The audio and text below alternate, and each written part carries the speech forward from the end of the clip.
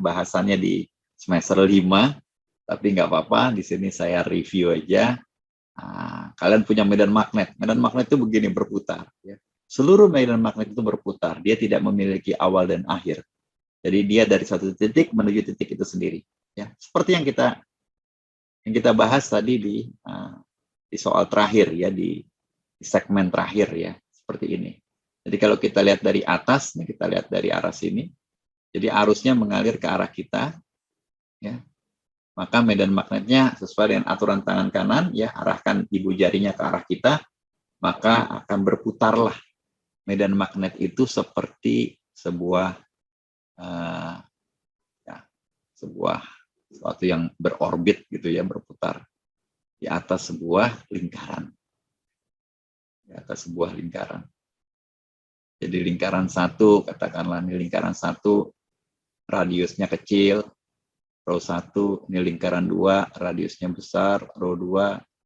Tadi udah kalian kerjakan nih di sini. Ini udah pasti nih, nanti kalian kalau hitung ya, hasilnya H berputar. H berputar itu berarti HV, ya. H berputar. H azimut berputar. Dikalikan dengan keliling lingkaran. Ya. Sama dengan arus. Jadi kalau kalian punya arus listrik, di sekitar arus listrik itu, di sekitar kawatnya itu akan ada medan magnet yang berputar. Bisa dicoba di lab, bisa dicoba di rumah. Pasangkan kawat panjang, ya katakanlah 30 cm gitu, kawatnya nggak panjang-panjang amat.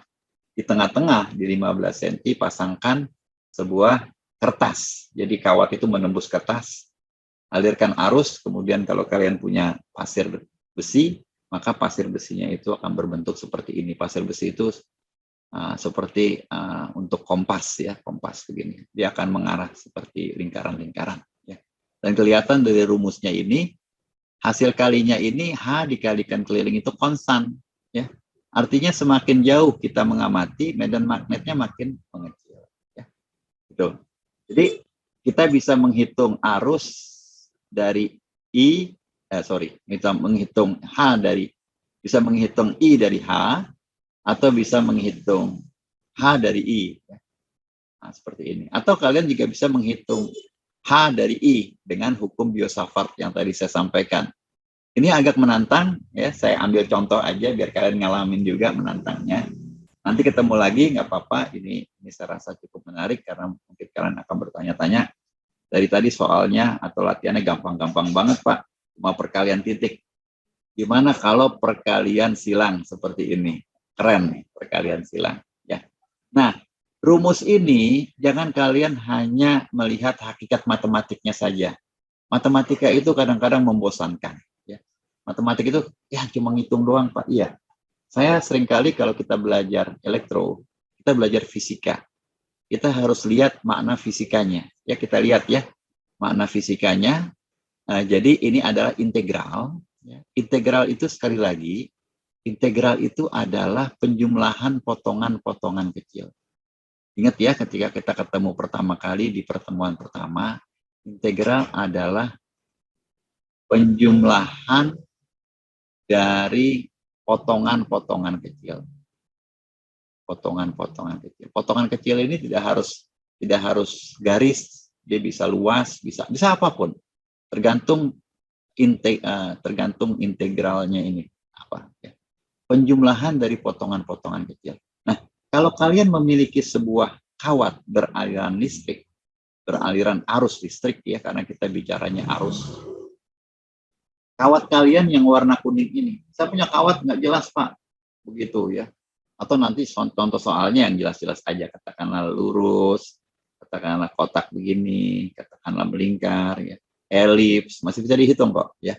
Tapi kalau kayak begini, nah, itu nanti integralnya integral numeris.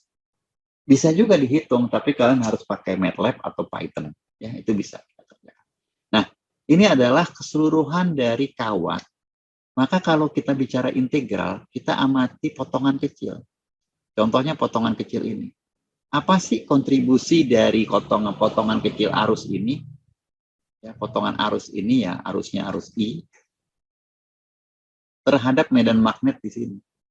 Ya tentu kita bilangnya bukan H tapi DH. Karena potongan kecil, jadi kontribusinya hanya sepotong. Nanti ada potongan lain di sini, potongan lain di sini, di sini, di sini. Kita jumlahkan semua. Ya, jadi integral itu sebetulnya penjumlahan. Kalau kalian belajar matematika metode numerik, integral numerik, itu H, itu sama dengan jumlah dari potongan H yang kalian amati. Dari potongan ke 1, di bawah sini mungkin, ya. Dari potongan ke 1, sampai potongan ke, katakanlah N. N ini bisa 10, bisa 100, bisa 1000, 10.000. Dan kita senang bermain dengan angka itu kalau kita gunakan komputer. Kita gunakan MATLAB. Oke, nah kita lihat, menurut hukum Biot-Savart, ya, amatilah potongan ini, dia ke arah mana ini arah arusnya, itu namanya DL. DL ini akan saya kalikan silang dengan AR. AR itu apa? Sebelum saya ke AR, saya ke R dulu. Ini R. Ya. Jadi kalian lihat, untuk menghitung R, kalian perlu ada di mana kawat ini terhadap selalu terhadap titik acuan.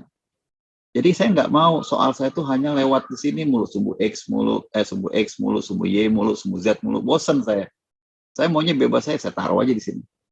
Tapi dia agak jauh nih Pak dari sini, nggak apa-apa. Yang penting saya titik acuannya di sini, maka ini adalah R aksen. Ya. Tarik aja R aksen kemari. Sekali lagi ingat, R aksen adalah posisi kawat. Posisi di mana sumber. Hanya disebut juga R aksen ini sebagai source position. Posisi dari sumber. Kemudian saya juga harus tahu, oke, sumber arus saya ada di sini nih. Terus saya mau amati medan magnetnya di mana? Saya mau amati di sini. Ya, terserah aja kalian gambar di sini, di sini, di sini, terserah. Saya gambar di sini. Ini adalah titik pengamatan saya. Saya mau amati ya medan magnetnya di sini berapa. Agak jauh nih dari sini, nggak apa-apa. Nanti di sini juga saya akan amati yang ini. Oh, lebih dekat nih, nggak apa-apa. Ya, maka R, tadi R aksen, sekarang R. Itu kita sering sebut sebagai observation. Position, titik pengamatan. Ya, terserah kita. Kita mau agak dekat di sini, agak jauh di sini. Nah, ini adalah besaran vektor ke sana, ini ke sana. Yang penting itu sebenarnya bukan ini dan itu. Yang penting itu ini. Ya, seberapa jauh pengamatan dari sumber. Makanya kita ambil ini. Ini adalah vektor R dikurang R aksen. Dari mana taunya kita? Kalian lihat aja di sini. Ini adalah R aksen, ditambah R dikurang R aksen, hasilnya R. Ya, sekali lagi penjumlahan vektor. Ya, R aksen, ini dari sini ke sana, ditambah R dikurang R aksen, udah pasti hasilnya OP. Ya, sering kita bilang ini titik Q misalnya, ya, terserah bisa kalian itu kan. Jadi dari sini, dari sumber ke observation position, itu R dikurang R aksen. Nah, arah inilah adalah arah AR vektor. Karena kita bicara arahnya saja, maka kalian mendapati di sini vektor satuan, ya, kita pernah bahas itu. Jadi arah vektornya dibagi dengan panjang. Jadi seperti ini. Oke. Nah, sekarang kita akan kalikan itu. Ini dikalikan itu. Kalikan silang. Hasilnya gimana? Hasilnya adalah dengan aturan tangan kanan, ya. Kita mesti lihat, kita mesti arahkan, ya. Kalau saya ambil dari sini itu DL ke sana, kira-kira ya, AR ke sana, ya, agak miring ini. Harusnya begini, tapi nggak apa-apa nih AR. Kalikan silang gitu. Maka masuk ke dalam, ya. H-nya akan ke dalam. DH-nya ke dalam. Ya sesuai dengan ini. Aturan tangan kanan ampere. Kalau dia ke sana, dia pasti. Kalau sebelah sini, dia akan keluar. Ya, kalau arahnya ke bawah, dia akan keluar. Mesti dilatih. Ya. Oke, jadi medan magnetnya itu dihasilkan oleh perhitungan ini. Tanpa integral. Nanti kita lihat dulu gimana. Ya. Oke, contoh langsung. Contohnya sederhana aja ya. Dari yang sederhana ini kalian akan bisa hitung yang very complicated dan itu mudah saja. Ya. Mudah saja. Oke. Jadi menghitung medan magnet yang diakibatkan oleh kawat beraliran arus listrik. Ya. Nanti based on pada perhitungan ini kalian bisa menghitung misalnya katakanlah segi 4 gini atau mau segitiga gitu kawatnya. Kalian akan tahu nanti kalau kalian bikin rangkaian seperti ini itu bukan rangkaian yang bagus. Ya. Kalian harusnya bikin seperti ini rangkaiannya. Kalau mau balik kemari, jangan bikin itu kemari. Dibuat kecil nanti ya. Nah, gitu. Jadi jangan biarkan ini luasan ini besar karena nanti medan magnetnya besar di sini. Ya. Kecuali kalian menginginkan itu besar, ya. Misalnya kalian bikin toroida ya. Selenoida. Selenoida itu kalian bikin sengaja diputar begini. Nah, itu artinya nanti medan magnetnya besar di tengah-tengah sini. Jadi, ini 3 kasus, kita menginginkan medan magnet besar. Kalau ini kasus, kita tidak menginginkan medan magnetnya besar. Ke atas, ke samping, ke bawah, balik lagi gitu ya. Nah, berarti di sini akan kecil. Di sini besar medan magnetnya. Tapi wilayahnya kecil, jadi jari kita nggak akan bisa masuk ke sana. Kalau ini jari kita masuk kemari, jari kita akan terkena expose ya, expose medan magnet. Dia bisa bahaya, bisa enggak. Oke, penggunaan biosafat ya rumusnya seperti yang tadi saya katakan, pakai aja ya. Fisikanya kita udah kenal tadi ya, seperti gambar di sini. Seperti gambar di sini ini indah sekali ya, indah sekali karena ya soalnya mudah. Karena selalu kita mulai dari yang mudah, ya. Soalnya mudah. Jadi kita memiliki medan magnet yang dihasilkan oleh arus yang vertikal ke atas, ke arah sumbu Z. Jadi kalian tahu DL-nya itu pasti ke atas. Ya, ini DL kita nih. Kecil aja di sini DL-nya. Nanti kita akan integralkan dari sini sampai sini. Ini bisa 10 meter, bisa 1 meter. Jadi kita sepakat bahwa dengan arah ke Z, maka DL-nya itu DZ AZ. Ya. Yang ini. Oke, jadi kita dapat nih. Nah, sekarang yang menantang nih. Yang menantang, gimana nih AR? Gimana nih AR ini? Sekali lagi, sebelum kita ke AR, kita harus cari tahu dulu R. R. Ya. Nah, ini saya ambil case sederhana aja, titiknya di sini biar agak gampangan lah. Ya. Dia berada pada posisi Z sama dengan 0. Jadi berada pada bidang XY. Ya, ini dia nih. Amati medan magnet di sini. Kalau kalian udah tahu di sini, nanti kalian bisa geser dimanapun, gampang loh. Ya. Tapi supaya gampang, supaya perhitungannya tidak terlalu panjang, dibatasi. Insinyur sering begitu. Dia ambil kasus yang mudah, tapi ternyata kasus itu dia bisa generalisir menjadi kasus yang beraneka ragam. Nah, karena saya letakkan titik pengamatannya atau R-nya ini di Z sama dengan 0, berarti saya hanya memiliki X dan Y. Itu aja. Ya, karena Z-nya ini Z sama dengan 0. Dibuang. Ya, jadi mudah. Oke, nah setelah saya tahu ini, di mana titik sumber? Ya, tadi R aksen ya. R aksennya di mana? Ya, R aksennya di sini. Di sini, di sini, di sini. Ini kan sumber kita semua nih. Sumber arus. Dari sini sampai sini itu arus kita. Di sini titik kita nih Pak. Di sini Pak, di sini Pak, di sini Pak, di sini Pak. Nah, berarti R aksennya itu pasti ya. Berarti R aksennya itu pasti saya pakai warna apa lagi? Biru lah. Biru terang. Berarti R aksennya itu pasti dari titik awal. Kalau ini kan tadi R. Dari titik awal ke titik pengamat, titik sumber. Misalnya di sini. Misalnya di sini. Jadi situ. Ya. Nah, berarti Z aksen AZ. AZ. Atau Z aja juga boleh. Ya. Jadi tergantung Z-nya. Kalau Z-nya di bawah, maka Z-nya Z1. Ya. Kalau yang saya amati di sini nih, sumbernya maka Z1. Kalau saya amati di sini, Z-nya Z2. Saya amati di sini mungkin tengah-tengahnya ya. Z1 tambah Z2 bagi 2. Di sini entah berapa. Jadi harus saya gunakan Z. Fungsi Z.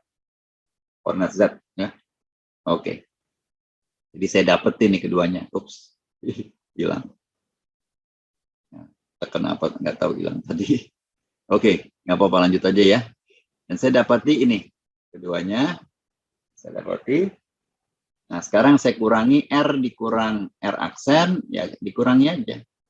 R dikurangi R aksen sama dengan X AX ditambah Y AY dikurang Z AZ. Mau pakai Z aksen juga boleh, karena dia nanti akan kita integralkan. Oke.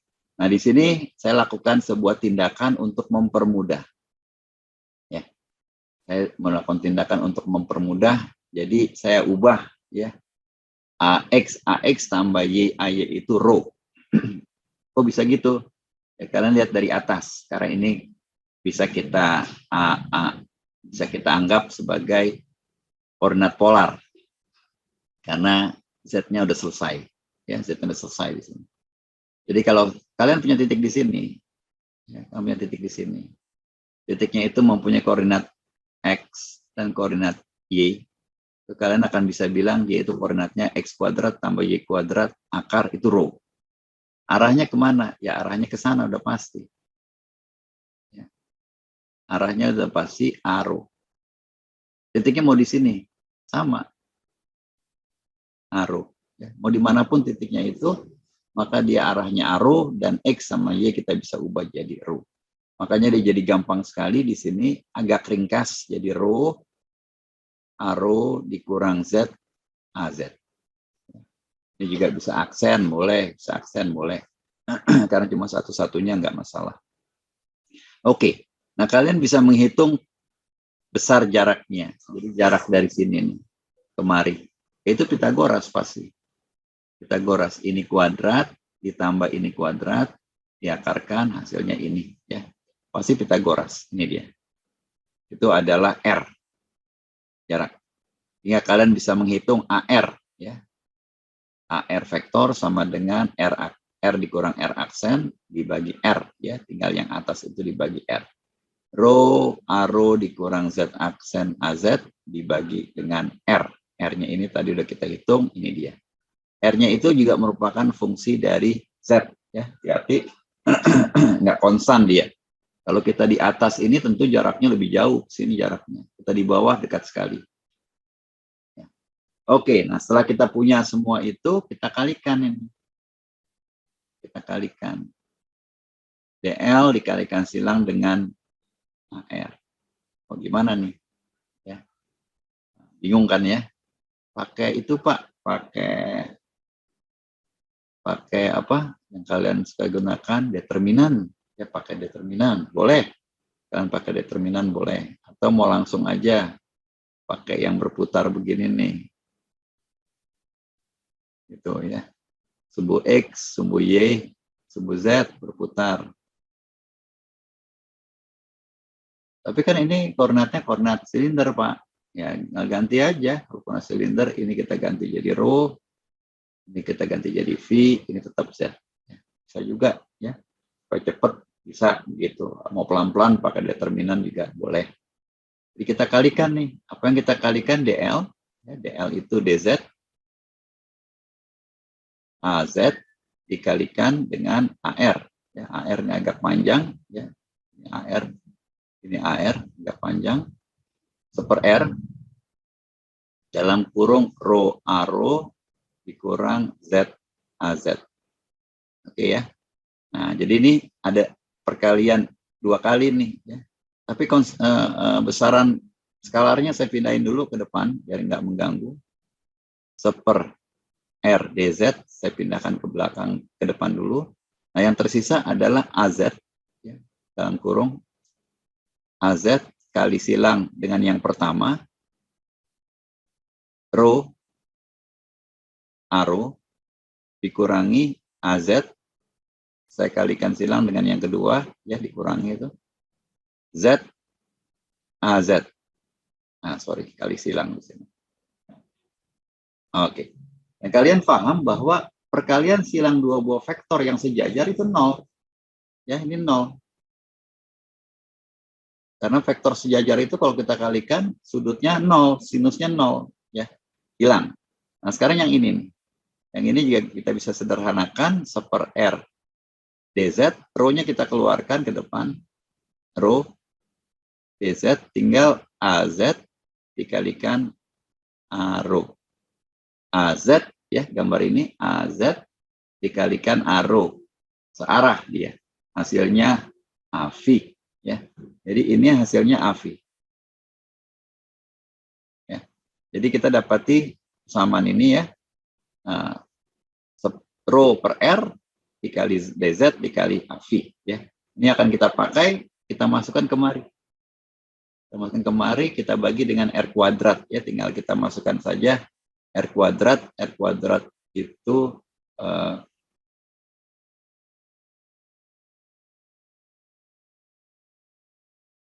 ya ini harusnya R pangkat 3 nih, bukan R kuadrat. Jadi mesti dilihat lagi persamaannya. Oke. Ya. Oke. Nah, ini hasilnya jadi seperti ini. Kita masukin yang tadi, ya. Ya. Saya mesti koreksi lagi, ini tetap R kuadrat, ya, bukan R pangkat 3.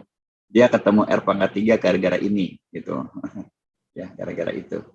Ya, jadi kita ketemu jadi R pangkat 3, makanya di sini itu jadi R pangkat 3 itu sama dengan 1 per R itu tadi rho kuadrat ditambah Z kuadrat akar. Nah, itu R setengah. Tapi setengah. Tapi karena kita pangkatkan 3, jadi 3 per 2. Oke, ya.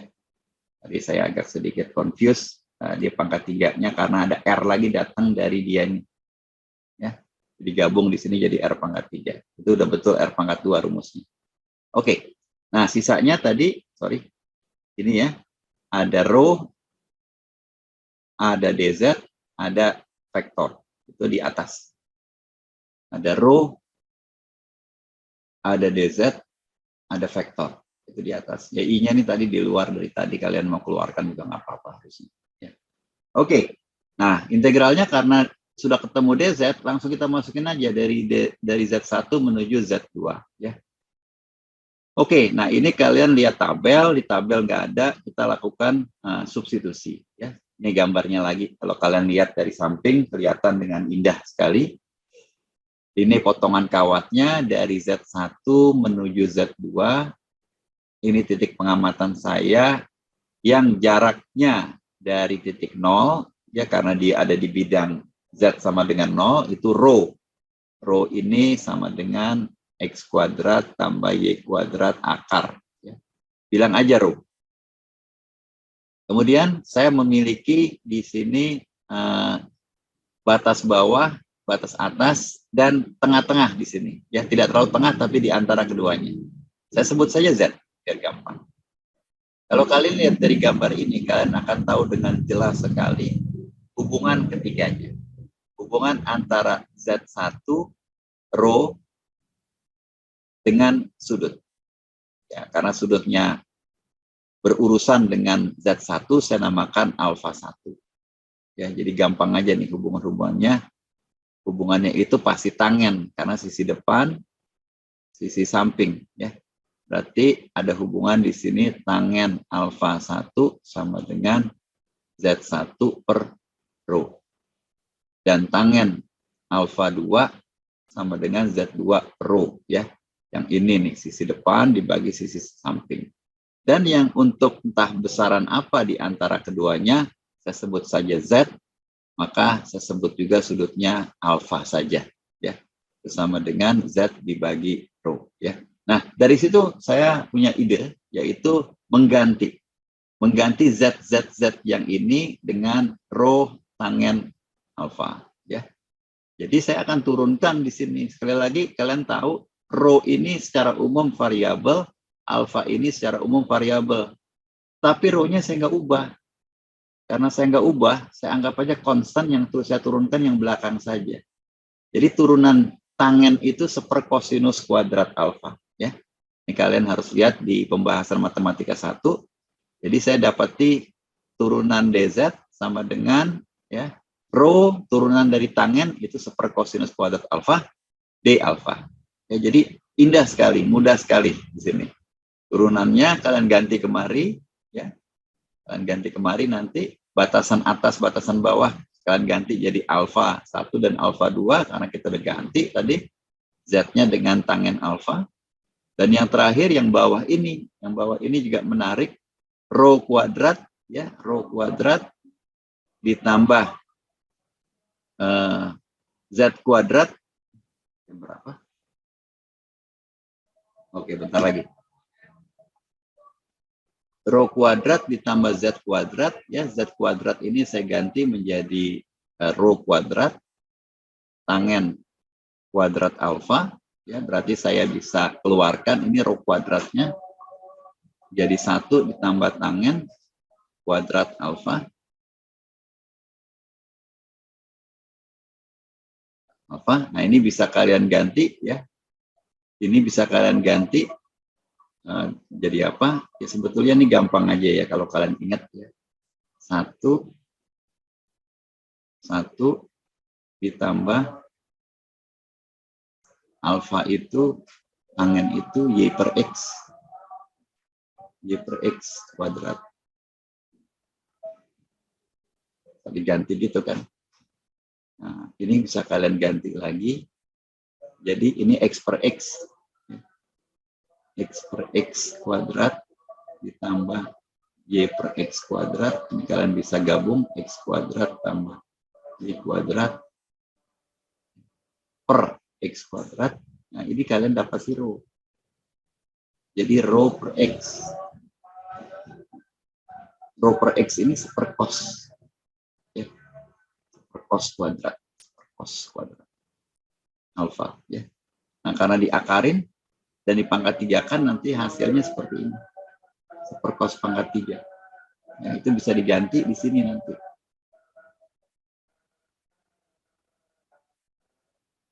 Seperkos pangkat 3. Oke. Nah, ini ada seperkos pangkat 3, maka dia akan ke atas menjadi cos pangkat 3 alfa. Ya. Nah, itu menjadi mudah sekali karena di bawah ada cos kuadrat. Kalian coret, tersisa tinggal cos di atas. Nah, cos ini akan kalian taruh di sini. Tiba-tiba jadi integralnya gampang. Nah, rho-nya keluar di sini, I-nya keluar, rho-nya di sini ada 1 rho, ada 1 rho, ada 3, maka tinggal rho 1. 4pi juga di sini. Jadi menjadi sederhana seperti ini. Dan tinggal kalian integralkan, hasil akhirnya seperti ini. Jadi menjadi sangat mudah sekali. Kalian tinggal bikin aja panjangnya mau berapa, tinggal diubah sudutnya. Yang sering kita lakukan nanti mungkin di pembahasan medan elektromagnetika kalian akan bahas lagi. Kemudian yang case terakhir, masih ada contoh di sini, ada beberapa perhitungan sedikit aja. Integral permukaan atau surface integral yang memiliki beberapa contoh dari medan elektromagnetika. Ya, ini misalnya yang paling bawah ini daya terima, tadi saya sudah cerita, ya.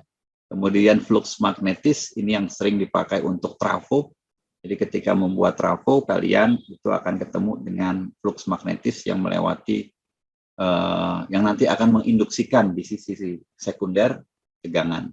Sama juga halnya dengan wireless power transfer. Jadi ini berdua sama sebetulnya. Cuma bedanya dia udara. Kalau ini nanti inti besi. Oke, contoh. Langsung contoh, ya. Contohnya mirip-mirip dengan yang tadi, ya. Yang tadi itu yang tadi itu nggak ada kuadratnya ya, ada minusnya nih, dibuat gampang aja di sini y kuadrat ax tambah x kuadrat ay. Hitunglah flux ya. Flux itu udah pasti yang seperti ini.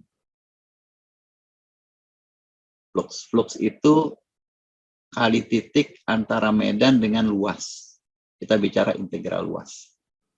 Oke. Nah, harus dikasih tahu medan itu menembus di mana, menembus bidang mana. Sama ketika kalian nanti ketika di laut ya, di lautnya ada perahu, anginnya itu menghembus ke sana, anginnya.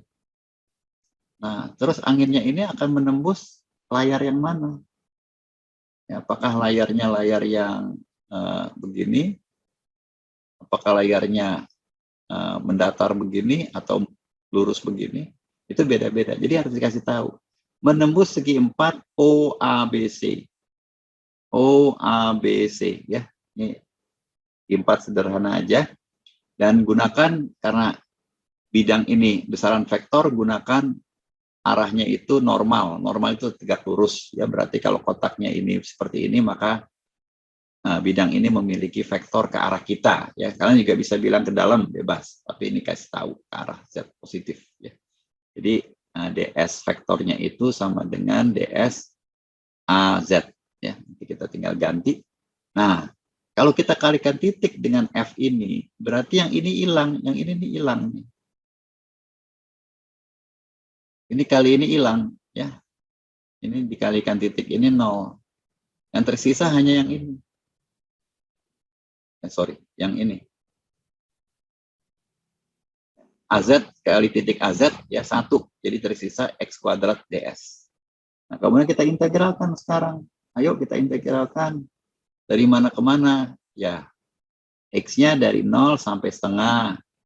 Y-nya dari 0 sampai 1. Gitu. Ini X, ini Y-nya, ini X-nya. Ya, urutannya juga begitu ya. X-nya yang dalam sama yang dalam, yang luar sama yang luar. Gitu. Apa yang kita integralkan? X kuadrat. Ya. Nah, karena ini konstan untuk yang lain, maka kita bisa pecah ya. Ini yang Y, ini yang X ya, tinggal dihitung sederhana aja. Ini jadi 1 ya, 1. Nah, ini jadi sepertiga X pangkat 3 integralnya ya, X kuadrat, dan tinggal kita masukkan hasilnya 1/24. Oke. Itu soalnya nggak terlalu menantang. Sekarang yang lebih menantang ya, ini agak panjang nih, tapi nggak apa-apa, kita lihat step by step. Saya akan menghitung 1 aja yang sebelah kiri. Yang sebelah kanan ini kalian bisa lihat-lihat sendiri, nanti kalian bisa screenshot. Nanti hasilnya pasti sama. Saya pakai 2 cara, tapi saya tunjukkan yang 1 cara aja. Ya, yang 1 cara aja saya tunjukkan di sini gimana menghitung flux yang dihasilkan oleh vektor tadi menembus bidang segitiga. Ya, sekali lagi arahnya saya definisikan positif. Kalau kalian definisikan negatif, hasilnya negatif nanti, nggak masalah. Jadi bagaimana menembus bidang miring ini? Nah, oke ya. Jadi kalian harus cari tahu bidang miring ini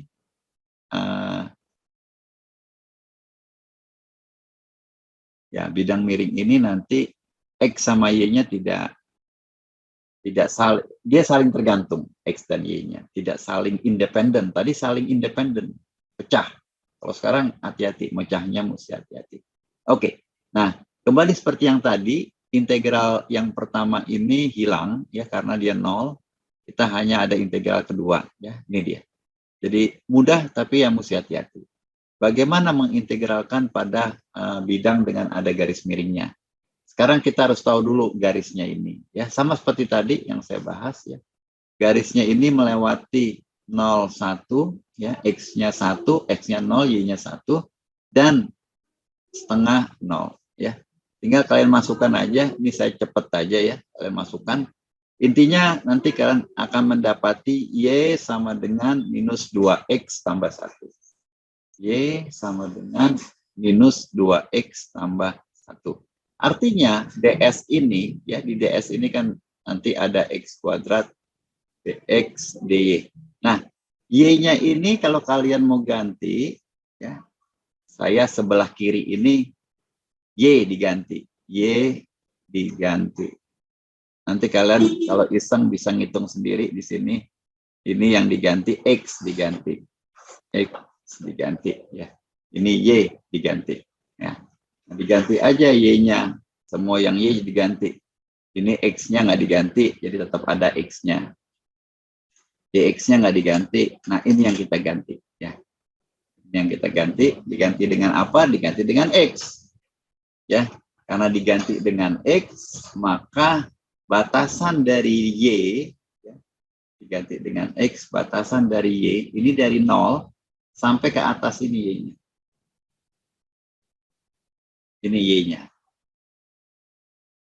Oke ya. Nanti kalau kalian ngitung yang sebelah sini, ya, saya pakai warna lain aja biar kelihatan bedanya. Kalau kalian hitung sebelah sini, biar kelihatan saya taruh di sini aja ya. Kalau kalian hitung yang sebelah sini, yang kalian ganti X-nya, integralnya itu nanti dari 0 sampai 1, ya. Ini dia dari 0 sampai 1. Nah, itu yang kalian ganti, nanti integralnya dari X-nya itu dari 0 sampai ke arah sini. Ke arah sini itu ke arah mana? Ke arah X. X yang diganti. Ini dia. Ketemu dengan yang ini. Ya. Oke. Jadi bisa dengan dua cara. Ini saya cara yang ini aja. Jadi saya mendapatkan di sini, ya pertama saya ganti integrannya. Integrannya itu maksudnya yang ada di dalam integral. Saya ganti, diganti dengan apa? DY, ganti, ya saya ganti dengan ini ya, batasannya. Jadi saya integralkan. Ya, ini harus dikeluarkan kemari dulu ya karena dia tidak tergantung dari Y. Ini juga ke sana. Nah ini saya integralkan DY, maka hasilnya itu Y dengan batas atas 0 sampai minus 2X sama 1, maka langsung dapat ini. Karena batasan bawahnya 0. Oke. Nah kemudian, ya tinggal saya integralkan lah. Ini saya tidak detilkan ya, karena tinggal dikalikan. Dapatlah integral 1 per 1, hasilnya 1/96. Ini juga demikian nanti kalian bisa dapatkan. Terakhir, contoh yang membahas tentang flux menembus permukaan tertutup ya. Tadi kalian selalu membahasnya flux permukaan terbuka, sekarang flux permukaan tertutup. Ini juga perhitungan yang sangat digemari oleh banyak insinyur di mesin, di elektro dan sebagainya. Medan vektornya ini, ya, medan vektornya dibuat agak aneh. Ya, fungsi dari rho dan fungsi dari z. Jadi keluar itu beda, ke bawah juga beda, tapi dia tidak fungsi dari putaran. It's okay, jadi relatif lebih mudah. Yang kedua, dia hanya memiliki F-rho, ya, F-rho arrow, yang lainnya 0. Jadi ketika kita kalikan nanti, ada banyak yang hilang, ya, dan itu bagus. Nah, kita kalikan dengan ds, F kalikan dengan ds, maka saya karena permukaan tertutup, maka ini dasarnya yang di sini. Dasar ini berarti nanti arahnya itu keluar. ds vektor adalah ds minus dalam kurungnya az ya, karena ke bawah. Yang ini ke atas positif ds az. Kemudian selimutnya ini tentu melengkung ya, berputar melengkung tentu arrow. ds arrow. Nah, karena fungsi kita medan vektornya hanya arrow, maka yang ini hilang. Yang ini hilang. Maka tersisa tinggal yang selimut saja, ya, dan saling menghilangkan ini arrow dengan arrow di sini saling menghilangkan. Jadi yang tersisa tinggal A per kosinus. A per kosinus. Ya. Kemudian ya, kalian bisa lihat di pembahasan kita seminggu lalu bahwa pada koordinat silinder, ya, selimut itu ds-nya sama dengan rho dv dz. Ya. Jadi muncul rho lagi tambahan di sini dari sini. Nah ini batasannya, dan jangan lupa permukaan tertutupnya itu radiusnya A, ya, maka semua row saya ganti dengan A. Semua saya ganti dengan A, ini akan saling menghilangkan, ini jadi A, maka dia akan keluar. Dan pertama, integral dengan V itu semuanya konstan, jadi menghasilkan 2Pi. A-nya ini muncul dari sini tadi, jadi A.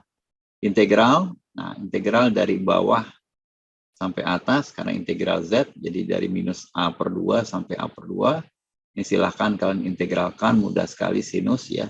Dan hasil totalnya itu 4A kuadrat. Ya. Jadi ini sisanya tinggal matematika biasa saja. Baik, itu aja yang ingin saya sampaikan. Sekarang sudah jam 12:07. Saya akhiri presentasi saya. Silakan jika ada pertanyaan yang kalian ingin ajukan.